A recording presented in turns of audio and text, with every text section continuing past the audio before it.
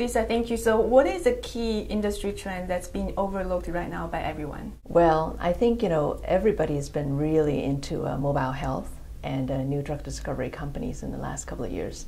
So the valuations have gone up a lot. And previous to that, healthcare services.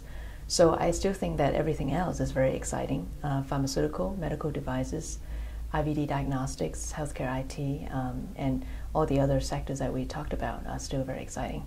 I mean, as a whole, the whole general Chinese healthcare market has been growing very rapidly.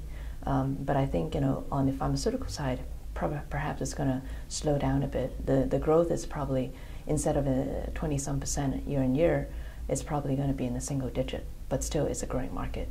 Describe an ideal company that you like to invest right now. I'm actually pretty happy with my portfolio right now. But I would say that one of the most exciting companies that we have been involved with in the last 2 years is Zai Lab. They're getting a lot of publicity lately. With such a great management team under Samantha Du, who's a serial entrepreneur, and the fact that we see there's a lot of potential for phase 2, 3 drugs in the U.S. that are so expensive to continue development of, and they're looking for China partners to get to proof of concept and commercialization. And given the fact that China is the second largest market in the world, this makes a lot of sense. If you are the Chinese regulator, what new law or changes to existing laws would you make? Well, I think that the healthcare reform is making a lot of changes. They're making a lot of very exciting new laws for new drug discovery in the last couple of years.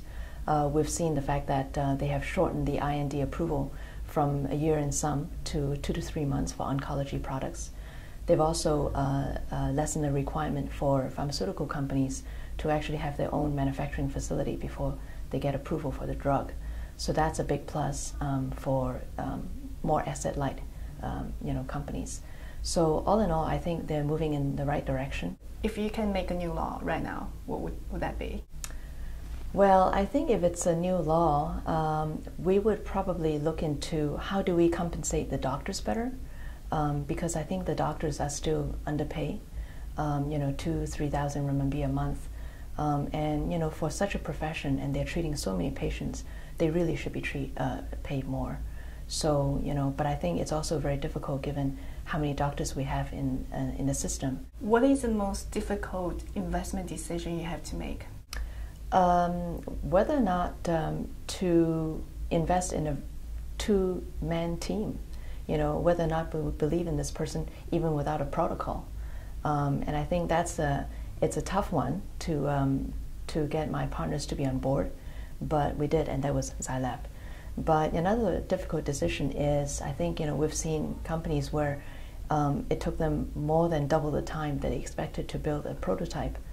And so, I've been asked by my partners whether or not we should pull the plug or should we give them a little bit more bridge. And, we have given our companies this bridge every single time. And, so far, so good. They're getting ready for IPO, so we're pretty happy about it. What is a return number that will make you proud? I think, being able to achieve, top 10% of all the, all the IRR compared to other funds would make us very proud. Same answer with your partners, yeah. Yes, exactly. I think one of the things is that, for us investing in healthcare, not only are we looking at the return, but the fact that being able to support great healthcare companies, being pharmaceutical or devices, and be able to come up with products for the market, that makes us very proud. And I think one of the examples we have is a vaccine company that we recently invested in. They are the only Ebola vaccine manufacturer in China, the third in the world after Merck and GSK. But they're also developing a whole new suite of children vaccine that are going into clinical trials soon. And I think one of the issues we've been seeing lately with the children vaccine is that there aren't enough good domestic products in the market. And I think one of the key things is how do we attract great scientists, great biotech scientists from the US or Europe back to China to develop wonderful drugs. I mean, great drugs that can compete for the rest of the world for the Chinese market. All right, thank you so much, Lisa. Thanks.